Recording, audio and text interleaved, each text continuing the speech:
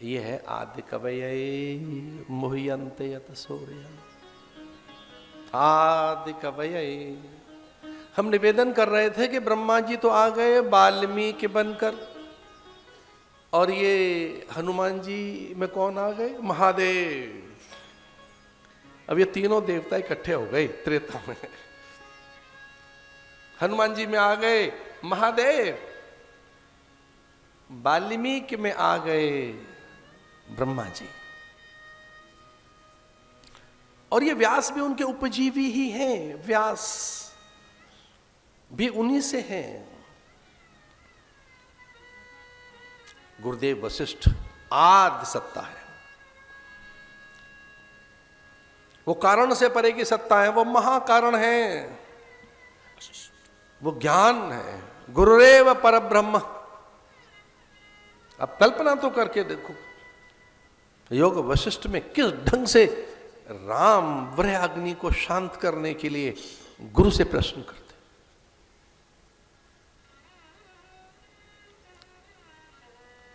हम तो क्षमा ही मांगते हुए बात कह सकते हैं कि जिसने योग वशिष्ठ नहीं पढ़ा उसको गुरु शिष्य के संबंधों का नहीं पता लग सकता कि गुरु शिष्य के संबंध क्या होते हैं।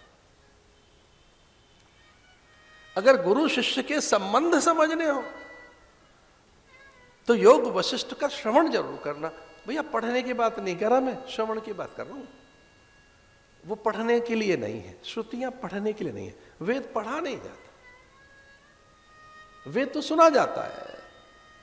अच्छा, कहानी पढ़ी जाएगी कि सुनी जाएगी? कथा तो सुनने की चीज है, पढ़ने की चीज नहीं है ना। कहानी पढ़ी नहीं जाती, सुनी जाती, क्योंकि व्यास में ये सब प्रकट होते हैं। नारद, सनकादिक, दो सनक, सनंदन, सनत कुमार, सनातन, चारों प्रकट हो गए वो भी, और कहने लगे कि हम कैसे पहुंचे, तो स्वयं वशिष्ठ में ही प्रवेश कर गए।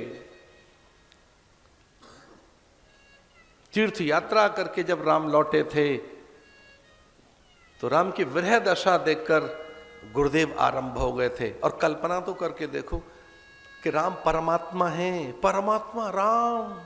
गुरु और शिष्य के संवाद नहीं है, गुरु और ब्रह्म के, गुरु और नारायण के। इसमें चेला नहीं है कोई, इसमें साधक नहीं है, इसमें कोई सिद्ध नहीं है।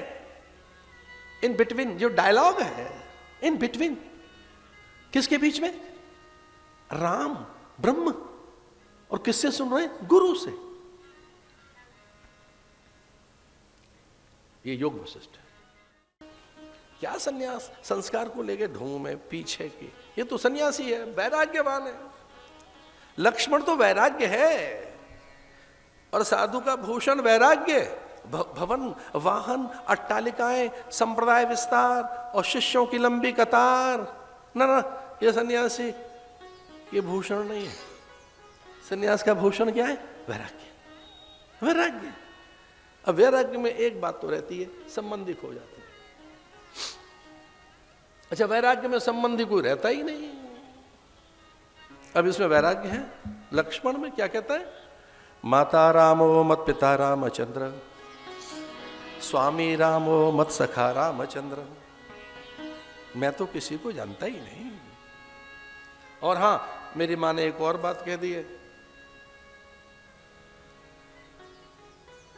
बड़ी सुंदर सी बात कही, जहां राम तह अवध निवासु। तुम्हारे भाग राम बन जाए, दूसर हे तो तात कछु नहीं। राम ने ऐसे, राम कोई बात कहते नहीं, लेकिन लक्ष्मण को लग गई थी बात। ये लक्ष्मण बड़ा अधीर है, ये बड़ी जल्दी हर्ट होता है। होना नहीं चाहिए, पर पता नहीं है, हर्ट हो गया जब राम ने कहा कि इतने पे भी अपनी मां से पूछ क्या, चल मेरे साथ पीछे पीछे। मां से तो पूछ क्या? मां ने पहले हाथ खड़े करके रखे, तुम्हारे भाग राम बन जाई, दूसर हेतु तात कछु नाई। इसमें केकई, मंथरा, देवता और कहीं किसी की कोई सम्मति नहीं है। इसमें तेरा भाग्य जग गया है, तेरे भाग्य की वृद्धि के लिए राम वन में जा रहे हैं, और कोई कारण नहीं। कितनी सुंदर सी बात है।